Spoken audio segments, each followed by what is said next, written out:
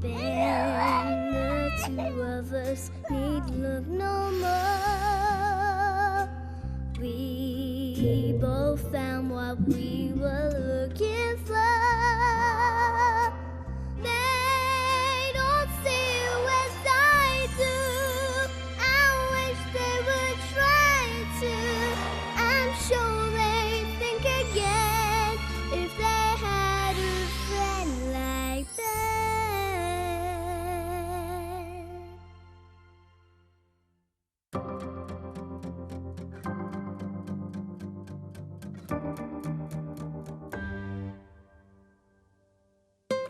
안녕하세요. 아동 청소년 심리치료사로 일하는 이임숙입니다. 네, 두 번째 시간인데요. 부모님은 애썼지만 자꾸 주눅들고 자존감이 무너지는 그런 경우들 많이 보시죠. 근데요, 자존감이 좀 낮다. 우리 아이는 왜 이렇게 자존감이 낮지? 네, 이렇게 걱정되실 경우에 이 아이가 자주 하는 말이 뭔가, 자기 자신에 대해서 자주 하는 말이 뭔가를 한번 살펴보셔야 됩니다. 상담실에 오실 때 부모님한테 아이가 자주 하는 말은 무엇인가요? 를 물어보면은요, 공통적으로 많이 들어있는 게 애가 난 못해, 안 해, 싫어, 몰라. 이런 말을 너무 자주 반복하고 있다. 이런 말씀 정말 많이 하세요. 소중한 내 아이가 자존감이 부족하다라는 신호구나. 이렇게 이해하시는 게 정말 중요합니다. 우리는 그냥 보통 일반적으로 자존감이 높다 낮다를 그냥 하나의 정도로만 얘기하잖아요. 근데 잘된 아이로 키우신 많은 분들은요, 세 가지 자존감을 알고 계시더라고요. 정말 잘 되는 아이, 정말 부러운 아이로 자란 아이들 보면 이 세 가지 자존감이 다 건강하게 잘 발달하고 있다는 걸 알 수 있는데요. 이 세 가지 자존감에 대해서 차근차근 하나씩 한번 알아보겠습니다.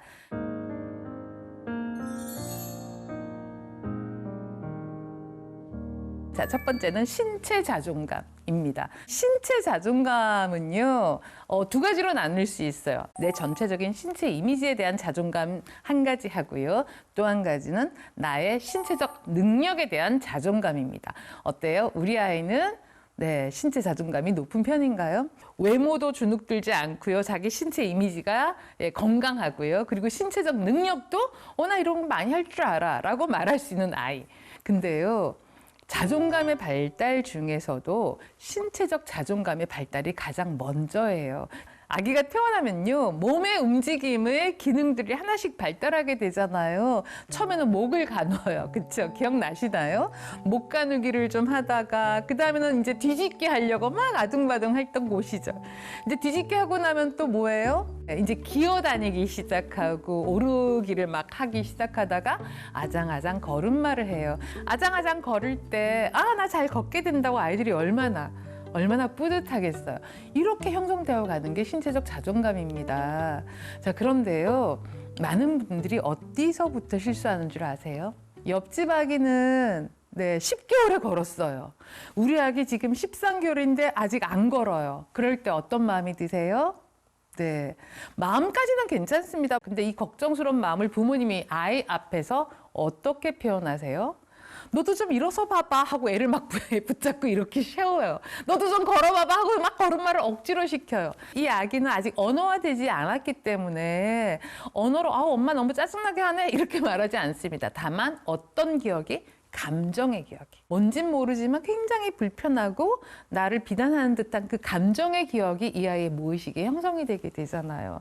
그걸 자꾸 또래랑 비교를 하다 보면 이 아이는 매 순간 나는 누군가보다 신체 능력이 뒤진다라는 이런 자기에 대한 부정적인 인식이 무의식 속에 자리 잡게 됩니다.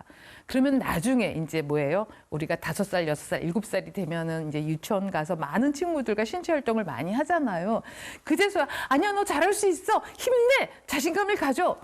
열심히 구호를 외치고 응원을 하지만 이상하게 먹혀들지 않는다고 느끼실 거예요. 그게 바로 좀 더 어릴 적부터 우리가 감정으로 전달하는 그런 자기 이미지를 아이에게 부정적으로 인식하게 만든 실수가 있었다. 이것도 좀 이해를 해주시면 좋겠습니다. 근데 이제 제가 이런 설명을 드리면은요. 나 그때 엄청 실수 많이 했는데 어떡하지? 하고 걱정을 하시는데요. 너무 크게 걱정은 안 하셔도 됩니다. 왜냐하면 또 얼마든지 지금부터 개선해 나갈 방법은 있으니까요.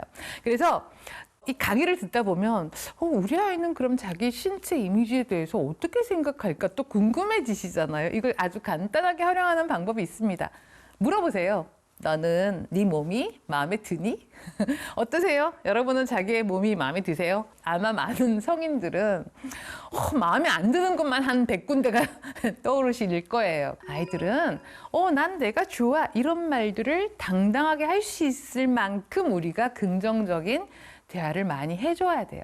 예쁘다 못생겼다의 기준이 아니라 너는 정말로 머리끝부터 발끝까지 사랑스럽지 않은 구석이 하나도 없어. 너무 소중하고 예뻐. 이렇게 표현을 자꾸 해줘야만 아이는 아주 당당한 자기 신체 이미지를 갖게 될 거고요. 신체 능력은 그야말로 조금씩 발달되어 가야 됩니다. 그래서 5살, 6살이면은 계단 오르내리기 잘 해야 되잖아요. 그쵸?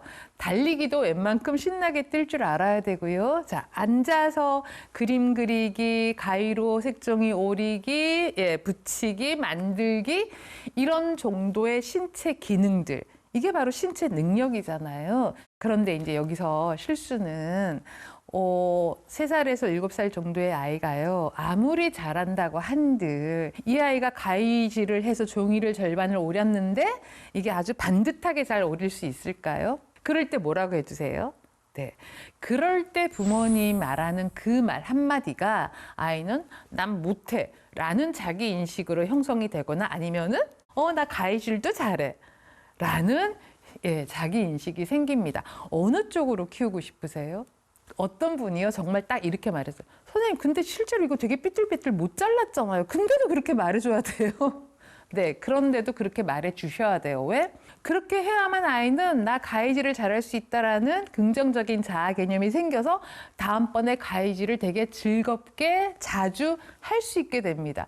근데 야, 너 이렇게 삐뚤삐뚤하게 했니? 엄마가 가르친 대로 똑바로 해야지 라고 잘못을 지적하는 대화로 한다면은요, 아이는 다음날 종이를 잘라야 되는 상황에서 종이를 자른다고 할까요? 난 못해, 엄마가 대신 해줘. 혹은 친구 있는 상황이면 어떻게 해요? 친구야, 네가 좀 해줘. 난 못해. 친구 앞에서도 그렇게 말을 합니다. 그래서 지금 특히 유아기에는요, 객관적, 팩트 중심의 말을 하는 게 중요하지 않고요.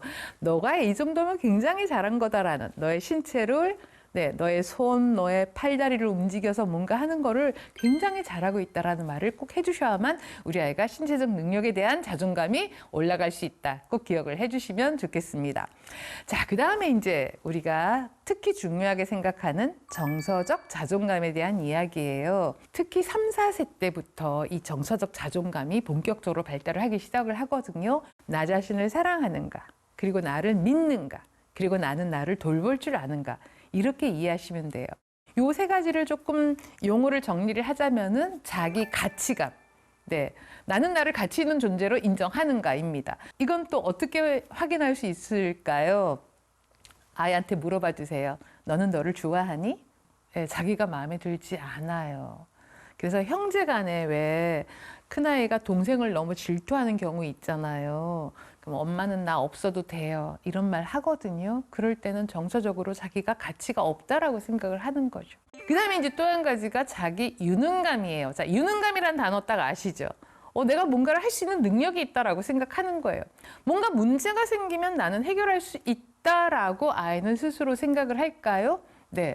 자, 제가 이렇게 가끔 해요. 뭐 그리거나 만들기를 이렇게 아이들이랑 많이 활동을 하거든요. 이 친구가 이때 좀 자신감이 없구나, 좀 이럴 때 주눅 드는구나, 이런 걸 관찰해서 이야기 나누기가 좋기 때문에 늘 많은 활동을 하게 되는데요. 가끔 그림 그리기나 만들기를 할 때 제가 재료를 조금 부족하게 빼놔요. 왜? 문제 상황을 만들어주는 거죠. 선생님, 이거 테이프 좀 주세요. 어떡하지? 테이프가 없네? 어떡하면 좋지? 저는 해결할 능력이 없는 것처럼 말을 하면은요, 어떤 아이는 어떡하지 하고 아이도 그냥 포기하는 듯한 태도를 보이는 아이들도 꽤 있고요. 조금 자기 유능감이 있는 아이들은요, 그래요? 그럼 선생님 제가 나가서 빌려올까요? 이렇게 말하는 아이도 있습니다. 근데 이게 바로 유능감이에요. 별거 아닌 것 같지만. 불편한 거, 혹은 부족한 이 문제를 해결해서 아이가 자기가 원하는 걸 이룰 수 있는가를 물어봐주는, 이게 바로 우리 아이의 자기 유능감, 정서적인 자존감의 하나라는 것도 좀 기억해 주시고요. 또 한 가지가 자기 조절감이에요. 네. 자, 자기 조절감이라는 건요, 내가 원하는 걸 할 때요, 내가 하고 싶은 걸 스스로 선택해서 하는지 아니면 시켜서 하는지부터 조금 물어봐 주세요. 제가 초등학생 정도 상담을 할 때요, 이렇게 물어봅니다. 너가 스스로 알아서 하는 것과 부모님이나 선생님이 시켜서 하는 거를 구분해서 한번 써볼래? 5, 6, 7세 정도면요, 아이가 스스로 하는 것도 꽤 많아지기 시작하잖아요. 그럼 우리 아이는 스스로 내가 알아서 선택해서 하는 거에 어떤 걸 기록할 수 있을까요? 말할 수 있을까요? 혹은 시켜서 해야 된다고 생각하는 건 또 어떤 게 있을까요? 제일 슬픈 상황은요, 내가 스스로 알아서 하는 건 한 개도 없어요. 하면은 전부 다 엄마가 뭐라고 해요. 아빠한테 혼나요. 이렇게 말할 때가 제일 슬퍼요. 그래서 이제 부모님한테 그 상황을 물어보면 부모님은 또 인정 절대 못 하시죠. 아니에요. 지가 알아서 하는 게 더 얼마나 많은데요. 그리고 내가 못하게 하면은 막 소리 지르고 짜증내갖고 결국은 지가 원하는 대로 다 해요. 라고까지 설명하시던데요.